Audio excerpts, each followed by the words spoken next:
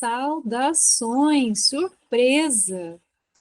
Estou avisando aqui de antemão que essa live era para ser no YouTube, mas ela está sendo no Instagram. Mas, ao mesmo tempo, ela está sendo gravada e vai ser colocada no YouTube em seguida. Tive problemas técnicos, mas está tudo bem, a gente improvisa. Bom, vamos lá.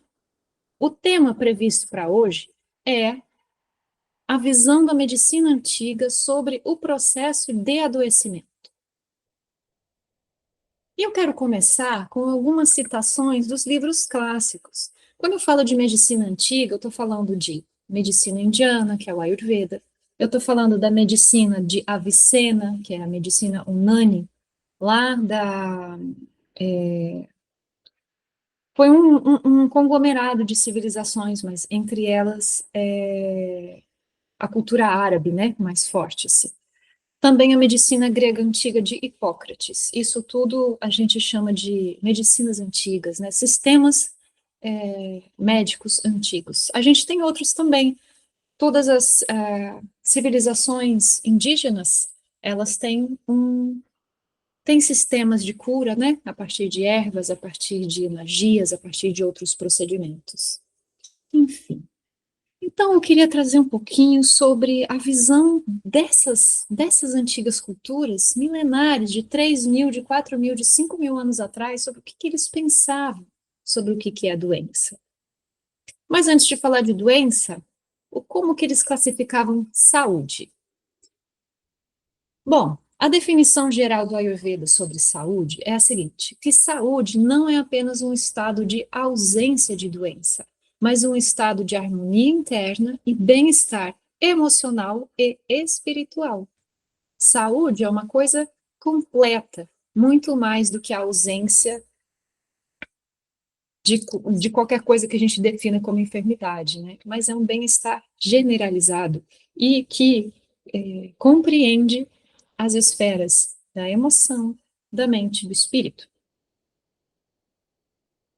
Então, num dos livros clássicos do Ayurveda chamado Charaka Samhita, está falando o seguinte: aquele cujos componentes fisiológicos estão em equilíbrio, cuja mente, alma e sentidos estão em um estado constante de felicidade, este é chamado de saudável. Aqui ele coloca ainda mais desdobramentos, né? Ele fala que os componentes fisiológicos têm que estar em dia, mas também a mente, também a alma e os sentidos. Para quem está acompanhando o Medita, a gente está trabalhando os sentidos. A visão, a audição, o tato, como um portal de percepção do mundo que te traz saúde de alguma forma, porque você vai estar mais vivo na sua relação com o mundo. Hipócrates, por sua vez, da medicina grega, ele diz que saúde é o resultado do equilíbrio entre alimento, exercício, sono e estado de espírito. Todas essas frases, elas são de antes de Cristo, de 400 antes de Cristo, de 200 antes de Cristo, que foram compiladas, registradas, né? Mas esses sistemas médicos são muito mais antigos que isso. E por fim, o Avicena, o Ibn Sina da medicina árabe, ele diz que a saúde é um estado na qual todas as funções do corpo e da mente operam em equilíbrio e harmonia, permitindo ao homem cumprir o seu propósito de vida. Aqui a Avicena traz ainda outra camada. Não é apenas um estado de harmonia, mas esse estado de saúde, ele conduz a algo maior. Ele propicia que você cumpra aquilo que você veio cumprir, que é o seu propósito de vida. Então, essas são as definições de saúde de acordo com a medicina antiga. Estou vendo que algumas pessoas estão entrando agora. Eu estava trazendo citações dos textos clássicos da medicina hipocrática, da medicina Unani, da medicina Ayurveda, sobre o que consideravam saúde, o que era considerado saúde nessa época, há 2.000, 3.000 anos atrás. Porque o nosso tema de hoje é doença.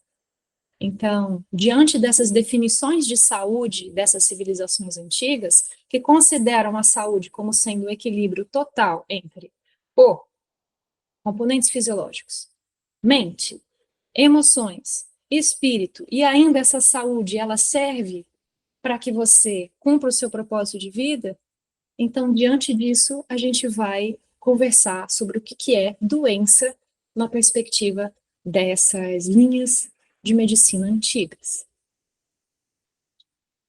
Então, o Tiaraka, que é um dos grandes sábios, ó, o Aurélio está me avisando aqui que tem gente lá no YouTube. Bom, Aurélio, se você puder escrever alguma coisa lá e falar para o pessoal que não vou conseguir fazer ao vivo lá hoje por questões técnicas, eu agradeço. Eu deixei um aviso lá na comunidade, mas eu não sei se todo mundo fica ligado, né, nesse canal lá de comunicação do YouTube. Bom, enquanto isso, deixa eu tentar conversar com esse povo lá, né? Mas então, né? O Charaka Samhita, que é um dos textos clássicos do Ayurveda da Índia Antiga, da medicina da Índia Antiga, dizia que o que falava sobre doença? Primeiro dizia, corpo e mente são entidades interdependentes. Nenhuma doença afeta apenas um sem afetar o outro. E ele ainda continua no verso seguinte dizendo que da mesma forma como um elefante descontrolado pode destruir tudo à sua volta, uma mente desequilibrada pode destruir o corpo. Muito intensa, né, essa frase? Ah, essas linhas de conhecimento antigas, elas utilizam muito uma linguagem simbólica, uma linguagem a partir de elementos da natureza para fazer com que a gente entenda, principalmente naquela época em que não se tinha tanto acesso à informação, tanta possibilidade de investigar o corpo a partir de outras vias, né? Se utilizava muito da linguagem da natureza. Então, aqui ele compara a mente desequilibrada com um elefante descontrolado. E na Índia, não sei se todos sabem, mas elefantes às vezes são um problema, porque eles são animais muito fortes e eles acabam destruindo, né, coisas da cidade, assim, quando eles ficam descontrolados. Povo do Instagram, aguarda um segundo que eu preciso dar um alôzinho aqui para o povo que estava no YouTube, porque essa live era para acontecer no YouTube, mas eu tive questões técnicas e ela está sendo no Instagram. Mas o Aurélio já avisou aqui para eles, então tá tudo certo. Então seguimos.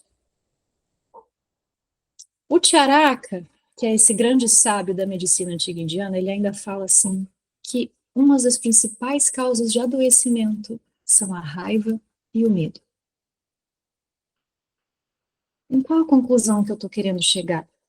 De que para o conhecimento antigo, médico, esses sistemas de saúde antigos, eles consideravam o corpo, a mente e essas esferas que chamamos de corpo emocional e espírito algo integrado. E que a doença, ela se instala de uma forma que permeia todas essas estruturas ao mesmo tempo. E essa é uma perspectiva que a gente não vê muito ser muito divulgada hoje em dia. A gente vê até para quem está nessas bolhas de conhecimento, né? Mas não é a visão principal. Então, é essa perspectiva de conhecimento que eu gostaria de trazer aqui hoje. Então, aqui de cara eu já respondo a pergunta do título dessa live, né, da proposta desse estudo aqui. A medicina antiga considera que o processo de adoecimento, ele é multifatorial dentro de todas essas dimensões do que nós classificamos a vida humana. Somos corpo, somos mente, somos emoção, somos alma. E a doença, ela se instala em tudo ao mesmo tempo. E a segunda conclusão é de que os estados mentais e emocionais de perturbação são considerados doença. E ainda, lá na frase de Ibn Sina, de Avicena, da medicina unânime, ele diz que a saúde não tem um fim nela mesma. Você não busca a saúde para ser saudável, você busca a saúde para que você consiga cumprir o seu propósito de vida. É um meio para um fim. Então, essa é a fundamentação da medicina antiga sobre saúde e doença. Acho que é importante aqui dizer que as doenças elas existem por motivos distintos. Existem alguns processos de adoecimento, e quando eu falo doença, a gente agora está falando sobre tudo que te incomoda de alguma forma, inclusive os estados de comportamento perturbados, né? Existem doenças que são direcionadoras do seu caminho. Então, às vezes, algo se instala em nosso corpo e em nosso comportamento para direcionar as nossas ações. É como se fosse algo para além de nós, que não necessariamente tivesse que ser resolvido. Mas nem sempre a gente sabe disso. Geralmente a gente sabe disso depois que muita coisa mudou em função daquilo e a gente chega em outro patamar. Existem doenças que são, eu vou chamar assim, um chamado para subir, um chamado para o desencarne. Tem muitas que são assim, que a pessoa descobre e em pouco tempo desencarna. É um chamado, é um veículo de desinstalação da alma do corpo físico. E existe ainda essas que são o foco do meu estudo, o foco do meu trabalho, que são as doenças que denunciam determinadas coisas que nós precisamos ver, que nós precisamos acolher, que nós precisamos decifrar de alguma forma, porque o nosso corpo serve como quase como um jogo, em que a gente tem que revelar ali as pistas para entender qual é o anseio, o grande anseio dessas estruturas internas que estão gritando através dessa estrutura material. Entendem? Qualquer dúvida, comentário, coloca aqui que na medida do possível eu vou gerenciando. Eu estou olhando para cá e para cá, porque aqui eu estou falando com o povo do Instagram e aqui eu estou falando com o vídeo que está sendo gravado para o YouTube. Então eu estou assim, por que que tem umas coisas acontecendo aqui que eu não entendo não, mas eu não vou clicar em nada para não dar problema. Então, por favor, não se incomodem com essa mudança de foco minha aqui, é porque eu não quero deixar o pessoal do YouTube sem esse conteúdo também, que eu vou postar lá depois, isso está sendo gravado. Então é isso. Mensagem. Após a gente ter definido o que é saúde, após termos ampliado o nosso conceito de doença, a questão é que existem tipos diferentes de doença em função do seu propósito, em função da atividade que essa doença vai nos auxiliar a realizar. Olha que interessante que é pensar dessa forma. E aí, quando a gente fala aqui de que muitos processos de adoecimento são denúncias desse ser profundo, dessa alma, desse espírito, desse ser interdimensional, que se denuncia através do corpo físico, e que no corpo físico a gente encontra as pistas para o que nós precisamos realizar, é porque o corpo esconde uma linguagem simbólica. Assim como tudo no mundo, as paisagens, os seres vivos, as nuvens no céu, as estrelas, tudo isso esconde símbolos, esconde um manancial de conhecimento, e basta que a gente pratique essa linguagem. Porque nós somos feitos desses mesmos elementos. É como se fosse a nossa língua materna. Então, não é que a gente tenha que aprender algo novo, a gente simplesmente tem que recordar porque a gente parou de falar essa linguagem simbólica que está em tudo. Então, o meu propósito de hoje com esses pouquíssimos aqui informações que eu estou trazendo para vocês, é despertar essa curiosidade para olhar para o corpo físico como um hum, como uma peça, como um palco, como um teatro, onde muitas forças ali estão jogando, estão brincando, e elas querem dizer coisas para nós. E aí eu vou dar dois exemplos. Eu vou dar dois exemplos para vocês de questões reais, para vocês entenderem como é que é essa brincadeira de encontrar as pistas do que o corpo físico nos fala. Certa vez, e são exemplos reais meus, tá? Certa vez na vida, eu estava com unhas fracas. Fracas. Aquelas que descamam, assim, não conseguia crescer muito, aí quebrava, lascava, ficava aquela coisa assim, fraca mesmo, molinha mesmo, parecia unha de criança. E aí eu, exame de sangue, tudo bem, suplementando ferro, suplementando B12, e exercício físico, e sol e tudo mais, e enfim, muita coisa, tá? A nível de corpo físico, eu estava impecável em termos de medicina física, da fisicalidade, estava tudo ok, tudo assim. Mas o que que eu estava vivenciando naquele momento era um relacionamento em que estava muito difícil para mim tolerar a maneira como as coisas estavam acontecendo, mas ao mesmo tempo eu não conseguia sair. Eu fui entender isso muito tempo depois. Só depois que eu disse não, eu interrompi aquela toxicidade relacional e eu saí. Adivinha o que começou a acontecer? Claro, minhas unhas começaram a ficar fortes de novo. Elas não estavam mais descamando e lascando. Bom, essa foi a observação, tá? Contei fatos aqui. Qual que é a linguagem? Qual que é a linguagem? Então a gente olha. O que estava acontecendo? Unhas fracas. Qual é a região? Unhas. E aí a gente começa a analisar de uma forma bem empírica, de uma forma bem vivencial, o que que é a unha? Onde que a unha é proeminente, por exemplo? A unha, a garra, ela é algo muito importante nos animais selvagens. As garras são garras de defesa, são garras para brigar, para arranhar, são garras para, enfim, depende do bicho, né? Às vezes se é um caçador para rasgar carne, enfim, é uma representação da animalidade, dessa agressividade. O que estava acontecendo comigo naquela época? A minha agressividade estava lá embaixo. Eu não conseguia o ímpeto necessário para dizer basta. Ou seja, essa agressividade, essa força, essa coragem, essa capacidade de autoproteção, ela estava enfraquecida. Como é que o meu corpo manifestou isso? Unhas fracas. Entendem? Unhas fracas.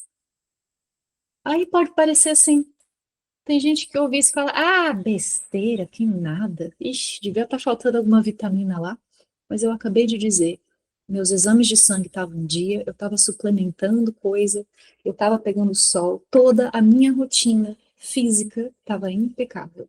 E a partir do momento que eu disse não, as minhas unhas começaram a fortalecer novamente. Isso é muito claro para mim, que o nosso corpo denuncia estados internos de desequilíbrio. E é um idioma que nós começamos a conversar com o nosso corpo. Então, esse é um dos grandes exemplos, né? Então, ó, povo da unha fraca aí, você fique de olho, tá? O que que você não tá conseguindo dizer não? O que que você tá precisando peitar e botar a sua agressividade, ah, digamos assim, humanizada, civilizada, para impor limites? Hum? Mais ou menos por aí. Bom, eu não estou dando boa noite para todo mundo, porque eu já estou tendo que lidar com duas telas aqui e com um roteiro, então eu vou ficar perdida se eu começar a dar boa noite. Mas eu estou vendo que vocês estão entrando, vários rostos conhecidos, pessoas que eu não conheço também, então todos são muito bem-vindos. Então, assim, gente, eu não vou me estender muito aqui, ainda mais que essa minha primeira live aqui no Instagram. é, Quero fazer uma coisa mais rápida, assim, mas que deixe uma mensagem legal, né? E, e eu gostaria de me encaminhando já para o final dessa exposição, falando sobre a importância de a gente se conectar com esse idioma materno. Esse idioma materno que é o contato conosco, que é o contato com todas essas dimensões do nosso ser, que é um olhar aprofundado e um entendimento sobre o teu corpo físico, que é um entendimento e um acolhimento do teu conteúdo emocional, que é a compreensão das estruturas da mente, como é que você utiliza elas a seu favor, para não deixar que você seja consumido por ansiedade, por tristeza, que não seja consumido por nada que te perturba. Você está na cabine de comando. Só que para a gente assumir e conhecer todos esses botões, é como se fosse um avião, tem lá um monte de comando. Só que, claro, não é tão objetivo assim. Existem outras formas de você se apropriar da sua estrutura biológica a seu favor. Por exemplo, o maior, a maior ferramenta de controle da mente que eu conheço, de adestramento da mente, é a meditação. E para quem não conhece, o Medita é um projeto que eu conduzo todos os sábados, gratuitamente, no Google Meet, para você participar, basta querer e entrar como é o nome? No grupo do WhatsApp, onde tem lá o link para você participar dos encontros do Google Meet. Ou quando não é ao vivo comigo, é no YouTube gravado, né? Porque às vezes eu não consigo estar ao vivo com vocês. A meditação é isso, a meditação ela te empodera para você realmente compreender como é que a sua mente funciona e como é que você coloca ela para trabalhar ao seu favor. Porque a gente vive num mundo com muita... Bom, isso daí é chover no molhado, né? É muita informação, é muita exigência, é muita coisa, é valores herdados que não são compatíveis com o teu idioma materno, com o que você traz já de um código de vida antes desse nascimento, antes dessa infância. A gente tem uma história milenar antes disso. E a gente tem anseios, a gente tem propósitos, a gente tem coisas muito maiores do que a gente vem e aprende aqui. E isso encolhe a gente. Isso encolhe demais. Então, todo o meu trabalho é para ampliar a maneira com que a gente é capaz de viver, capaz de vivenciar pelo controle da mente, pela compreensão das emoções, pela compreensão desses códigos, dessas linguagens com a qual o seu corpo se comunica com você, o seu espírito se comunica com você, os seus mentores se comunicam com você. E isso te traz uma independência, te traz uma valorização da vida que é indescritível. Indescritível. Eu tenho uma história que eu contei ali no Instagram sobre as nuvens. Como é que as nuvens uma vez me tiraram do fosso, viu? É um videozinho que eu tô se eu não me engano, de blusa laranja e tem a palavra ciúme lá. Depois, se você não conhece, vai lá ver. É uma história dessas de como você se relaciona com os elementos da natureza. E possivelmente com seus mentores espirituais através desses elementos. Enfim. Então é isso. Todo o meu trabalho está voltado para resolver essa questão, o afastamento de nós mesmos, o afastamento do espírito, da percepção e da verdade sentida. A gente está numa era de muita informação mental, racional e lógica. Só que a informação, ela como eu vou dizer, ela pode encontrar raízes, ela pode encontrar nutrição em você e te fazer parte, ou você pode simplesmente descartar a informação, né? Alguém pode falar, tá chovendo em Joinville. Falei agora para você, tá chovendo em Joinville. Pode estar, pode não estar. Você pode acreditar nisso. E tudo é assim. Todas as informações são assim. Isso é bem interessante. Aqui, Nivaldinho diz aqui, ó, compreensão da inteireza do nosso ser é importantíssimo. Afinal, de nós partimos para o mundo e recebemos o mundo. Nós somos um grande portal de recepção e de emissão, né? É isso aí. Bom, e aí, O que acontece quando a gente se afasta desse tipo de percepção? Olha lá, ó, a Jana de Joinville, ela falou que está chovendo mesmo. Então, isso não é uma informação, isso é um dado de realidade. Ai, ai, mas a gente pode igual acreditar ou não, entende? A informação, ela é muito volátil, assim. Então, qual que é a consequência do afastamento dessa linguagem materna? Entendem, né? Eu estou chamando aqui de linguagem materna essa abertura para nós conseguirmos identificar em todas essas esferas que eu falei, informações, conseguirmos ter percepções sobre verdades que nos conduzem no caminho, que nos auxiliam. Claro, isso vem muito também na fala de outras pessoas, mas, em geral, hoje em dia, essa é a única via. A gente busca um terapeuta, a gente busca um amigo, a gente busca pessoas para falarem coisas para nós. Enquanto isso, a gente está desperdiçando todo um mundo que conversa com esse nosso idioma único e que te dá uma resposta mais assertiva e direcionada, sem passar pelo filtro da mentalidade de outra pessoa. Entendem? É essa a pureza que a gente busca ao olhar para a natureza, ao olhar para o nosso corpo e decodificar esses códigos naturais. Tive, teve um comentário aqui. Luciana disse assim: ainda temos dificuldade de nos conectarmos com o nosso eu interior, mas quando acontece, nos redescobrimos como parte de um universo sagrado. Lindo, perfeito, exatamente. Quando a gente. Ai meu Deus, o que que eu faço? Ai, eu cliquei no negócio aqui, calma aí. Pronto, saiu.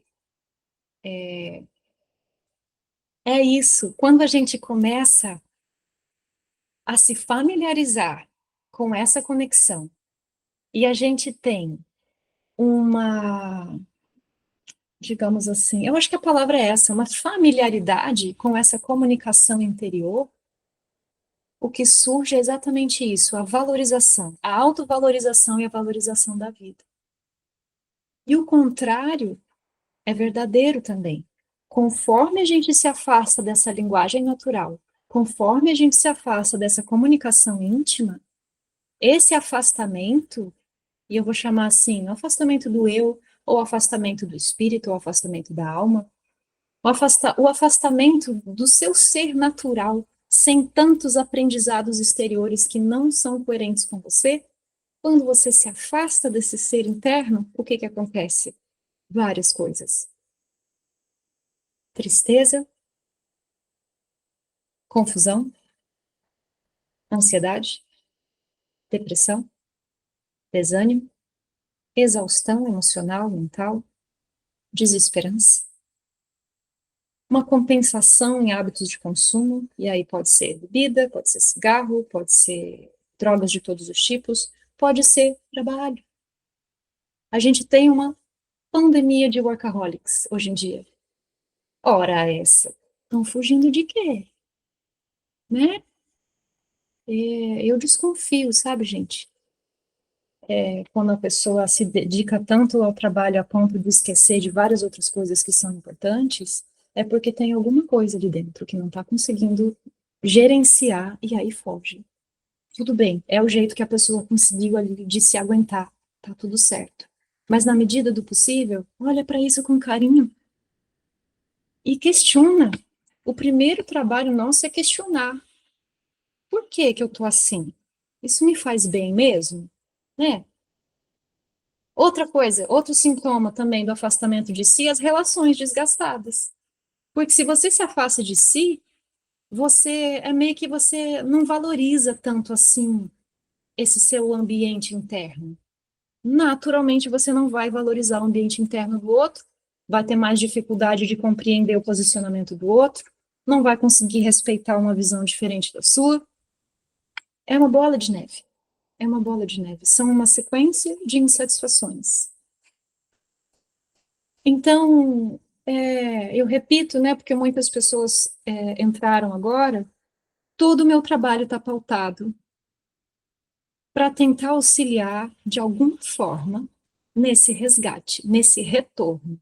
nessa recordação do seu idioma materno, para conseguir conversar com seu ser profundo, através da decodificação dos sinais do seu corpo físico, através de conseguir sentar para meditar, ficar um pouquinho em silêncio, sem despertar a ansiedade, sem despertar o medo, porque às vezes quando a gente para e olha para dentro, é isso que acontece. Começa a entrar em parafuso, porque é muito assustador olhar para aquele ambiente assim, sem proteção, sem a proteção do ambiente externo. Isso tem muito a ver com o propósito todo desse planeta aqui, né? Enfim, então, como retomar essa conversa? E aí, claro, se você tem interesse, o grupo de meditação aos sábados, gratuito, acontece todo sábado. Se você tem interesse, deixa uma mensagem para mim no direct, porque para entrar nas meditações você precisa de um link de acesso. A gente faz isso dentro do Google Meet, para ser um ambiente mais intimista, assim. Ou no YouTube, quando ele é gravado. Então, se você quer participar das meditações, todos os sábados, gratuitamente, me manda um oizinho e fala, medita, tá? Outra coisa, dentro do seu ambiente que você pode fazer para começar a se refamiliarizar com essa linguagem, observar os seus sonhos. Observa os seus sonhos. Por mais que seja difícil no início lembrar, vai olhando. Se tem algum elemento que se repete. Ah, eu sonho com água, eu sonho com fogo, eu sonho com areia, eu sonho com árvore. Vai reparando nessas coisas aí que vão aparecendo para você. Os nossos sonhos é um portal enorme de comunicação com o nosso inconsciente. Bom, todo mundo conhece e respeita muito o Carl Jung, né? E grande psicólogo, psiquiatra, enfim.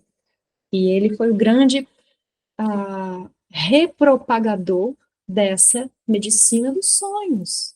Afinal de contas, é uma porta de autoconhecimento. E, como a gente definiu aqui no início, saúde é ter seus estados fisiológicos em equilíbrio, a sua mente em equilíbrio, suas emoções em equilíbrio, sua alma orientada para o seu propósito. Isso é saúde integral. E os sonhos nos informam muito sobre se estamos nesse caminho ou se nós estamos desalinhados. Se você tem muitos pesadelos, fique atento, porque isso é uma denúncia do seu inconsciente que você precisa olhar para alguma coisa que não está sendo vista. Outras coisas, duas outras coisas, além de observar os sonhos, participar do medita, que você pode fazer é observar a natureza. Observa os pássaros, observa as folhas, observa o céu, observa tudo. A natureza é a roupa divina desse planeta, né? E ela tem muitas formas de se comunicar conosco, muitas mesmo, muitas mesmo. Além disso, naturalmente traz um estado de paz e serenidade para a gente. É um poder muito grande de reequilibrar o nosso circuito elétrico. Outra coisa muito legal, leia poesia. A poesia te coloca num outro estado. É diferente de você ler uma informação concreta, assim, né? Uma narrativa, uma novela, alguma coisa assim, que é uma informação objetiva e linear. A poesia, ela te deixa aberta, ela brinca com as ideias, e isso faz com que a sua cabeça, ela tenha um pouco mais de liberdade para dançar com as ideias, e isso também te aproxima da linguagem do inconsciente. A arte é uma grande auxiliar na retomada dessa linguagem materna nossa. E aí aproveito para fazer uma propaganda de um outro projeto meu que se chama TEAR. O TEAR, ele é uma jornada de autoconhecimento e desenvolvimento pessoal, pautada nas ciências ancestrais, nas medicinas antigas e nas artes. A gente se utiliza da arte para abrir esse nosso olhar, para invocar essa comunicação simbólica dentro de nós, e começar a tecer aí conclusões, tecer observações sobre o nosso comportamento.